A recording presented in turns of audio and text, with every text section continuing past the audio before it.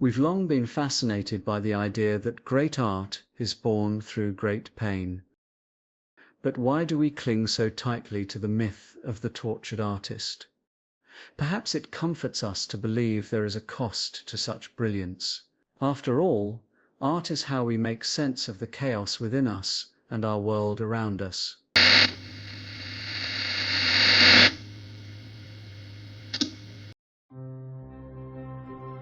On the primeval seabed over 500 million years ago, life took its first hesitant steps.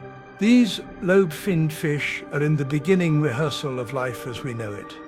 In time, these bony marine creatures will develop awkward limbs and go on to transverse what lies above the water's surface. To survive here requires more than strength. It demands creativity. Across the ocean, life has devised extraordinary strategies for survival.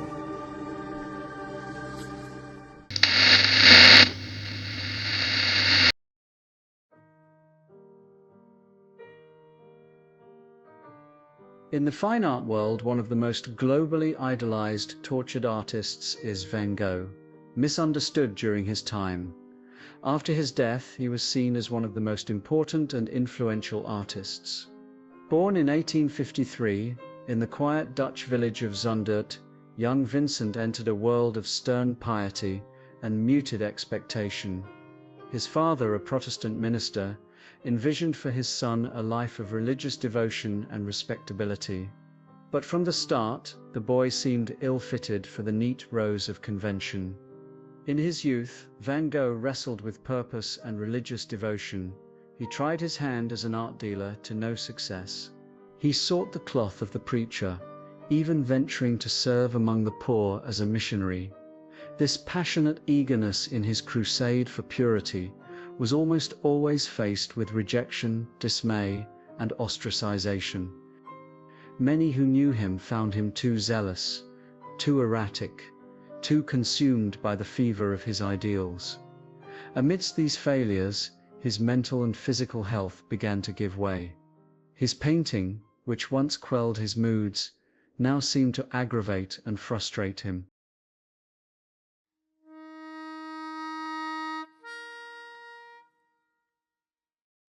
In May of 1890, Van Gogh spent 70 days inside Auvers-sur-Oise before committing suicide by firearm aged 37.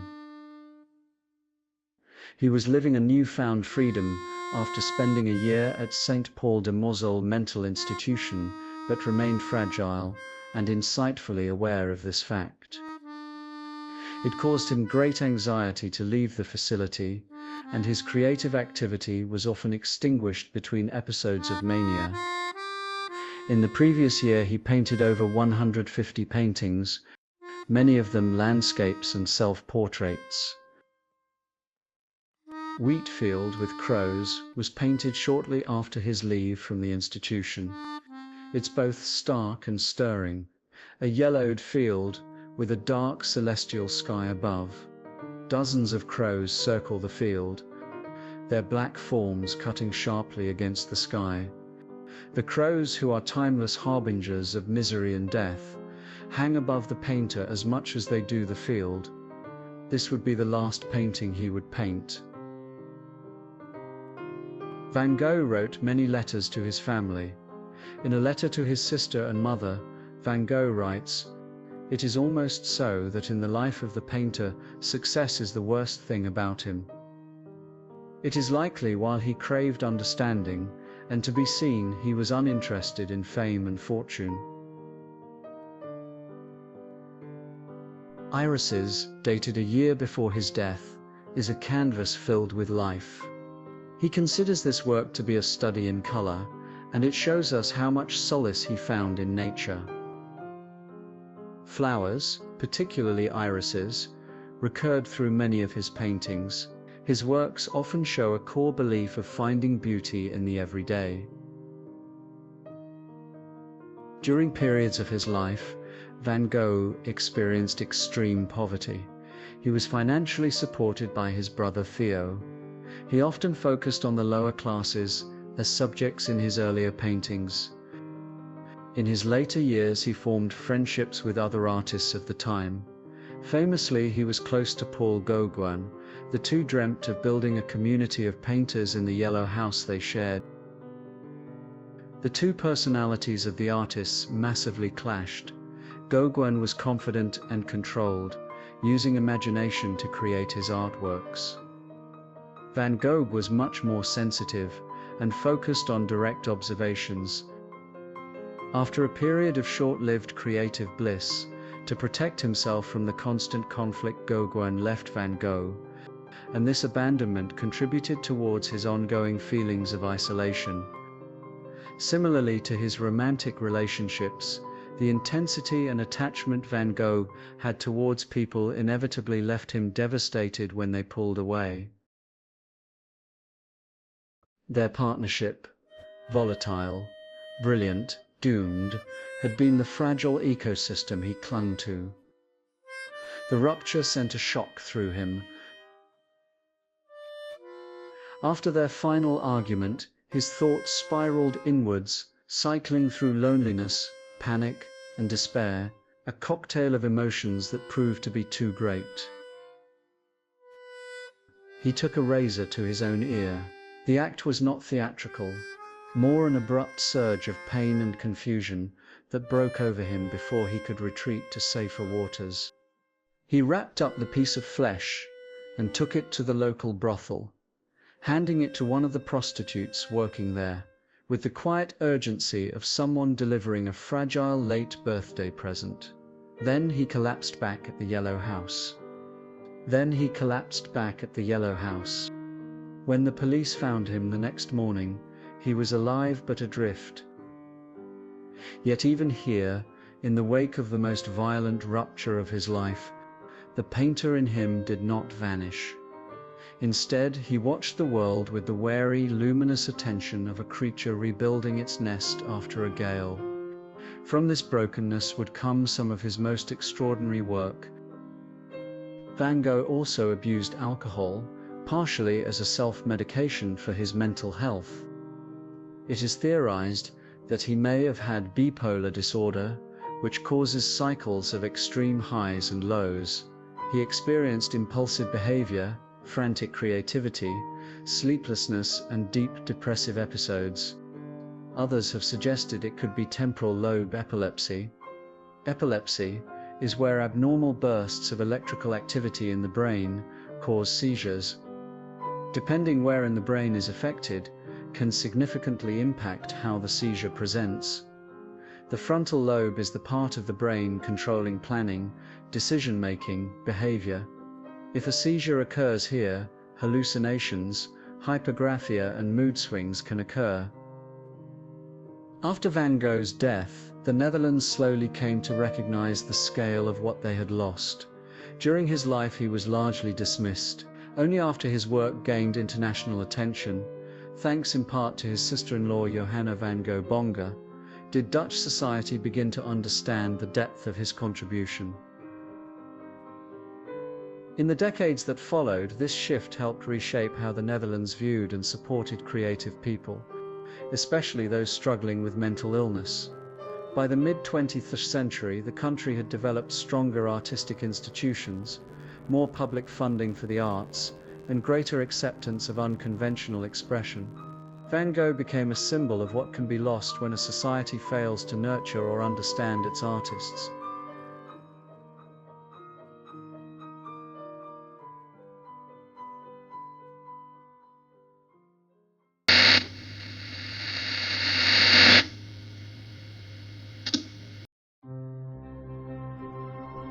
The octopus body acts much as a cloak, mimicking its surroundings in a chameleon-like fashion, thanks to specialized skin cells, each one acting like an elastic sac that can make colors more or less visible. She does not mind to not be seen. Danger in the ocean rarely announces itself politely. A passing predator is close by, its intentions unclear. But she has a few tricks up her sleeve. From deep within her mantle, she can release a billowing cloud of ink, a smoke screen to confuse her enemies, painting the ocean black.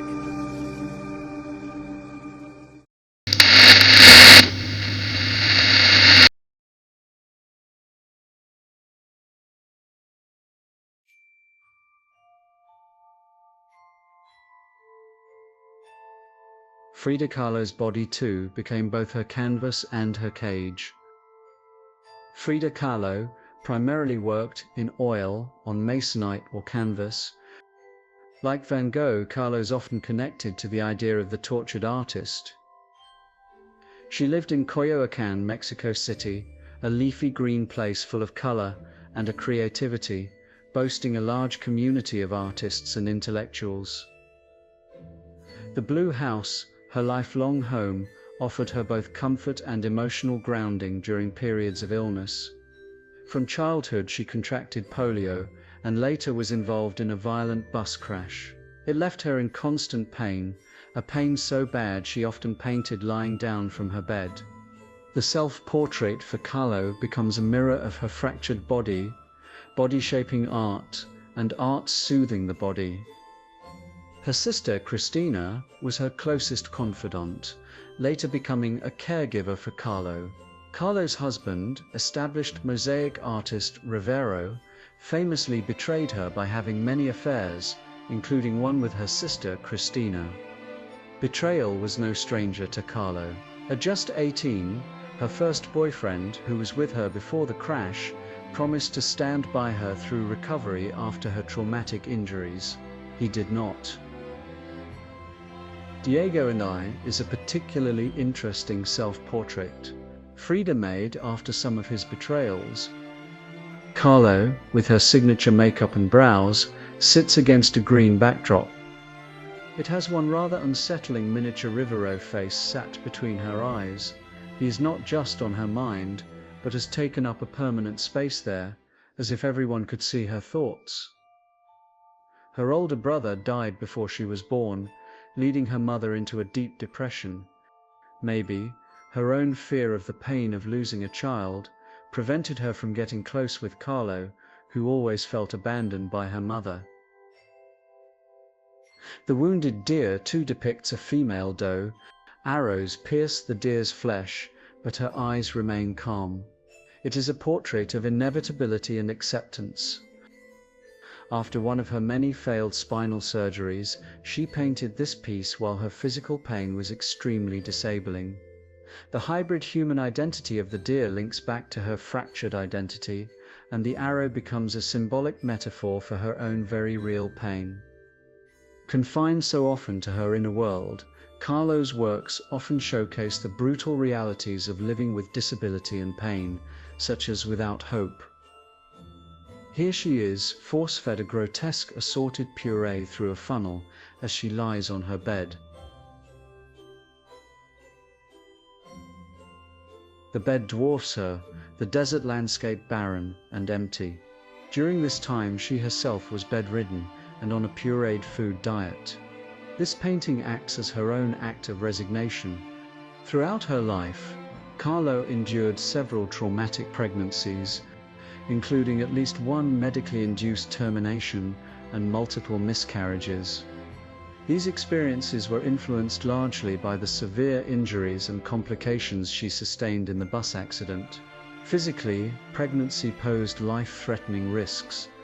Emotionally, it confronted her with an unattainable ideal of motherhood that she longed for yet could not safely fulfill. Kahlo's paintings, such as Henry Ford Hospital, vividly capture her grief and physical torment, showing her bleeding body tethered by symbolic cords to a fetus and other emblems of fertility and loss. Kahlo's decision not to pursue motherhood was not born of indifference, but of necessity and circumstance. She loved children, evident in her affectionate relationships with her nieces and the children of friends, but she was acutely aware that her frail health and tumultuous marriage to Diego Rivera created an unstable environment for raising a child.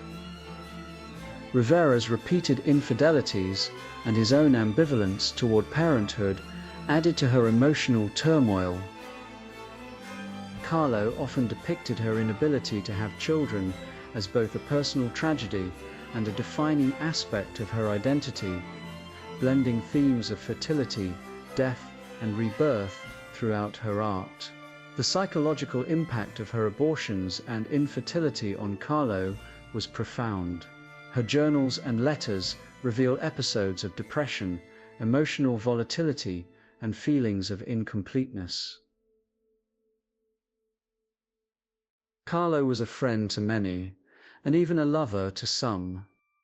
She was known to have had extramarital affairs with both men and women. Kahlo was deeply connected to the artistic community.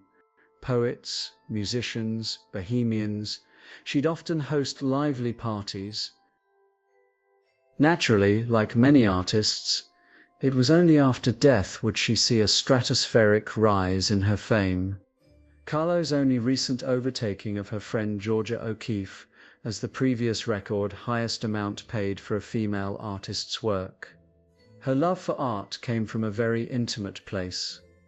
Striking Catholic imagery is used often in her artworks. Symbols of bleeding hearts and martyrdom, poses are repurposed to narrate her own suffering. Post-revolution Mexico found Catholicism permeating every element of life, even for the non-believing. Images of saints and stories of suffering were taught to Kahlo at a young age, and she saw how suffering can be symbolized and visualized. Often Frida positions herself as a Catholic martyr. There's a stoic expression that mirrors the saintly images we see across the religion. She has even used Christ-like imagery in paintings like Self-Portrait with Thorn Necklace and Hummingbird. Her version is quieter than the thorn crown paintings we see. To Kahlo, suffering was a sacred and simultaneously challenging experience. Ex voto paintings are also a clear inspiration. We see flat perspectives, captions like texts and symbolic objects throughout her work. She articulates experiences often silenced in Catholic narrative, abortions, sexuality, and mental illness. By merging her personal and autobiographical history with religion, Kahlo turns her life into a hagiography. Kahlo's final years were marked with even more intense pain. She remained artistically active until she died. By the 1950s, Kahlo's spine was so severely damaged she was bedbound, greeting visitors to her first solo exhibition from a bed placed within the gallery. A year later, one of her legs had to be amputated due to an infection. She died not long after, at the age of 47. While the official cause was a pulmonary embolism, many close to her speculate she overdosed. Her last line in her diary was, "I joyfully await an exit and hope to never return." Frida Kahlo's legacy is frequently framed through the lens of the tortured artist. Yet this interpretation captures only part of her person. Her chronic pain, disability, and difficult emotional life undeniably shaped her visual language, giving her work its frankness and power. Her legacy today complicates the tortured artist trope. She neither escapes it nor conforms to it, instead demonstrating how agency, creativity, and careful image-making can coexist with, and even transform, lifelong adversity and struggle.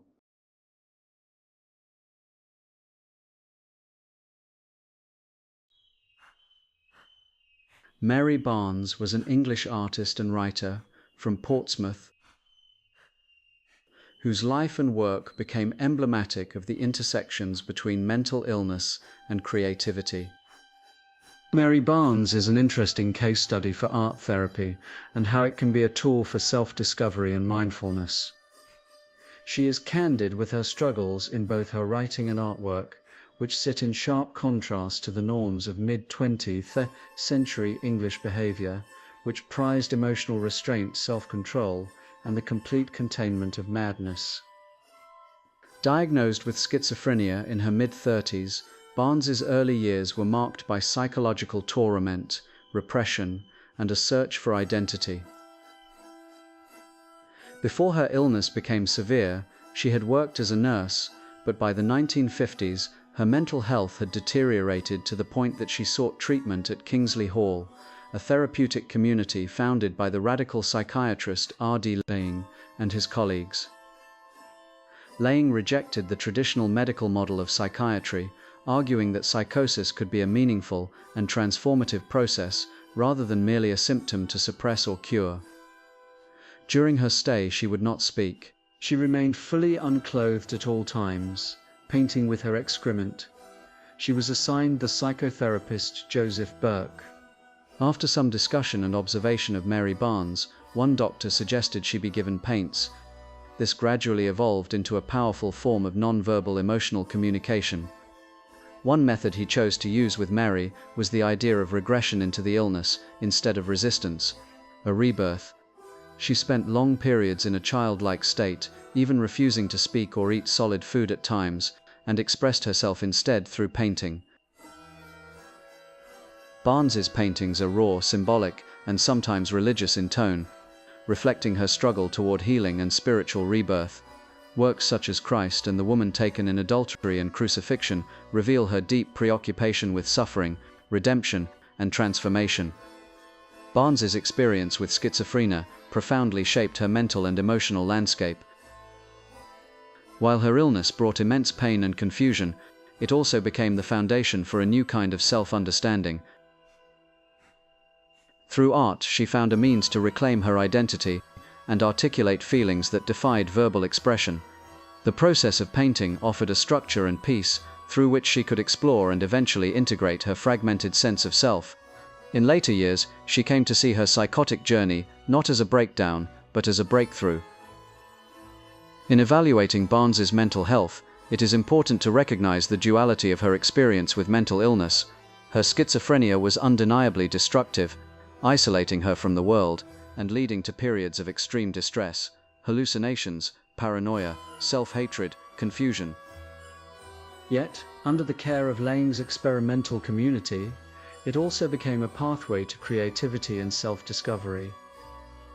Barnes' life challenges conventional narratives about mental illness, specifically schizophrenia, by showing how art can serve as both a symptom and a remedy, a reflection of suffering and a route to healing. Her legacy endures not only in her paintings, but also in her collaboration with Joseph Burke on the book Mary Barnes. Two accounts of a journey through madness which continues to influence discussions about mental health, therapy, and the creative process. Growing up, she was born into a conventional middle-class family. There was an emotional strictness present at all times, and an adherence to the cultural expectations of the early 20th century.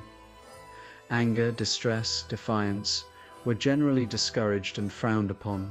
Mary Barnes describes herself as a sensitive and imaginative child who felt pressure from her familiar and social environment to be obedient and good. Her younger brother Peter, a clever and quiet boy, whom she was very close to growing up, was also diagnosed with schizophrenia and spent time in psychiatric care. Conventional psychiatric help did not help him, so she connected him to Kingsley Hall. This was reportedly unsuccessful.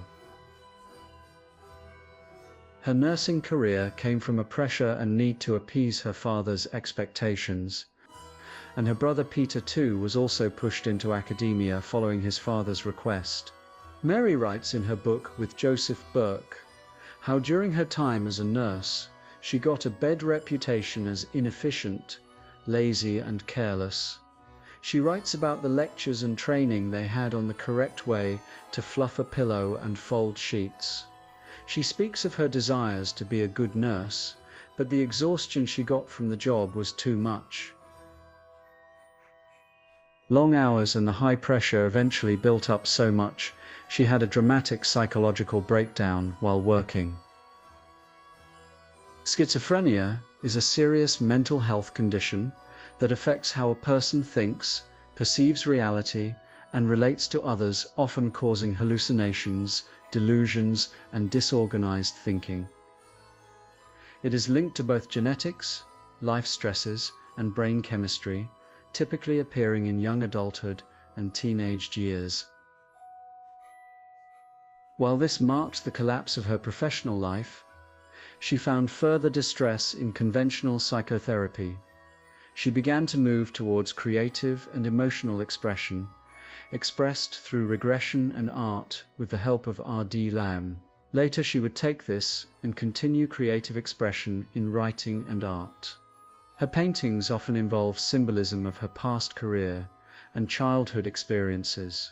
Themes of caregiving, dependence, and bodily vulnerability show up repeatedly in her imagery. Her thick painting strokes, done with her fingers, contrast with the orderly world she left behind. Her symbolic bodies are often wounded, often incomplete.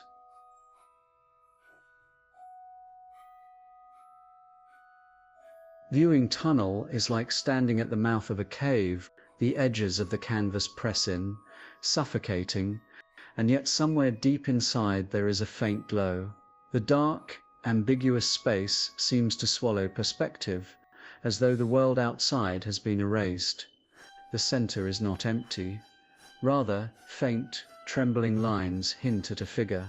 In this painting, Barnes seems to externalize the experience of psychosis, not as dramatic hallucinations, but as a slow descent into formlessness, where self dissolves, walls press inward, and nothing feels solid.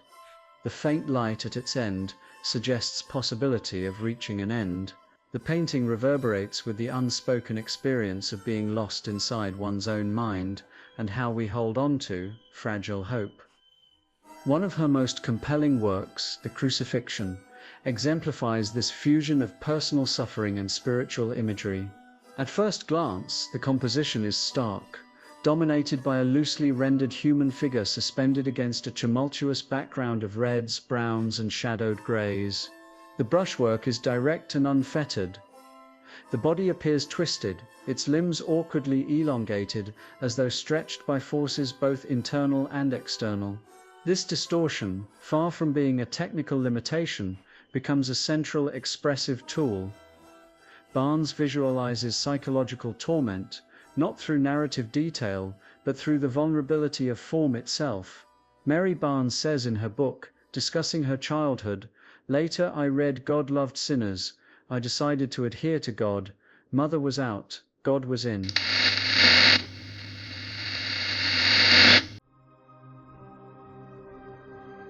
Along the shimmering edge of the tide pool, the humble hermit crab begins its quiet ritual of self-adornment.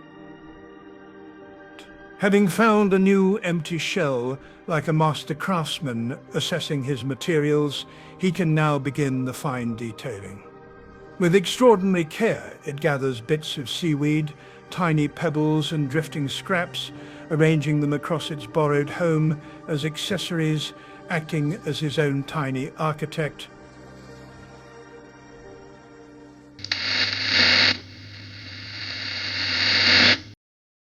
In every age, and across all corners of the world, there are those that take pain and give it form.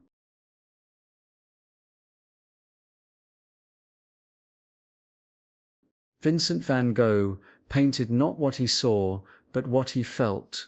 Even in despair, he still painted beauty. Frida Kahlo painted her body as a battleground, each wound a declaration of her existence, her struggle. She made the invisible visible, painting herself not as a tragedy, but as proof that even in a body that was a cage, one can creatively always break free. Mary Barnes, in the dim rooms of Kingsley Hall, took madness and smeared it on the walls until it became language again. She did not paint to impress, but to remind herself who she was still, somewhere beneath the noise. Some argue that the tortured artist exists because deep emotional suffering forces a person inward, compelling them to confront thoughts and feelings that others might or can avoid. This raw interior world becomes ground for creativity. In two accounts of a journey through madness, Joseph Burke writes, "I don't think the label mad does justice to Mary, or for that matter, any other person who may manifest himself in a way a stranger would consider peculiar. Nothing that Mary experienced or went through is far removed from what we have to cope through in ourselves. That Mary confronted her physical, psychic, or spiritual demons may mean that she was just more in touch with them than most people." In this view, art becomes a pressure and motivator, a way to translate anguish into something vivid, symbolic, or transcendent. Others claim that people who experience trauma, mental illness, or intense inner conflict often develop a better empathetic and emotional compass. Suffering can sometimes deepen artistic expression. We must be careful not to romanticize it completely, as it has the potential and power to disrail the creative process too. Some of the most powerful works have grown during and from crisis, and breathe a truth that cannot be taught but only experienced. The refusal to let pain be mute, the act of making a quiet act of defiance. We must not speak of the tortured artist as if their suffering was a currency, because agony is not a price of illumination. It is not a source, but somewhat of a catalyst, and through effort and tenderness, it can become something radiant and connecting. Perhaps this is what art has always been for our species, a beautiful survival instinct. The animal in us learns to hunt and flee. The human in us learns to make meaning and create. The artist paints and draws and creates, not to be immortalized, but to be understood momentarily, to bridge the gap from one voice to another. Art is in the end the oldest survival mechanism we have, pattern and language, how we view the world, how we view ourselves, and how we make sense of it all.